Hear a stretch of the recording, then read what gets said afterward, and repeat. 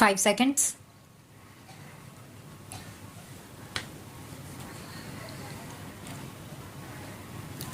From the perusal of the records and the submission of the parties, we observe that the mandate of the arbitrator was extended by an agreement between the parties.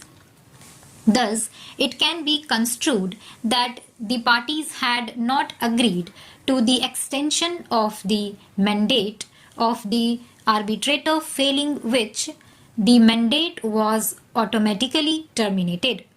However, the contention of the appellant that the High Court had erred in not allowing the appellant to decide upon the appointment of an arbitrator pursuant to subsection 2 of section 15 of the Act must be accepted. In this connection, it would be appropriate to refer to the relevant portion of the impugned judgment of the High Court, which gives an elaborate observation on the above mentioned issue raised by the appellant.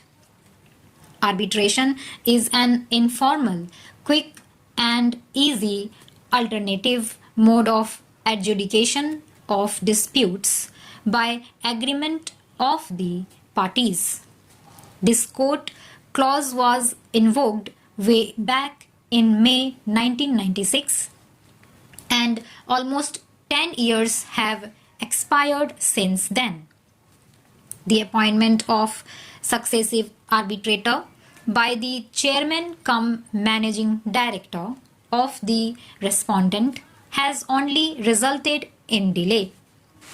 When the mandate of an arbitrator is terminated on the ground of delay, the rules applicable to the appointment of the arbitrator are to apply to the appointment of a new arbitrator. It would, however, be a mockery of justice if every time the mandate of an arbitrator was terminated or the arbitrator resigned or otherwise became unable to proceed, the parties were to start from scratch by invoking the arbitration clause.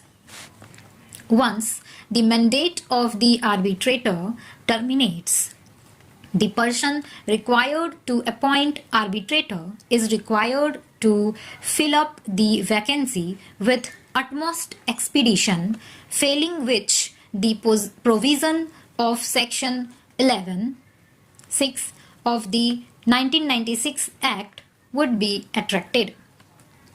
In the instant case, as per the arbitration agreement, the chairman cum managing director was required to appoint a new arbitrator in case the arbitrator became unable to continue, whatever be the reason. A bare reading of the scheme of section 11 shows that the emphasis is on the terms of the agreement being adhered to and or given effect as closely as possible. In other words, the court may ask to do what has not been done.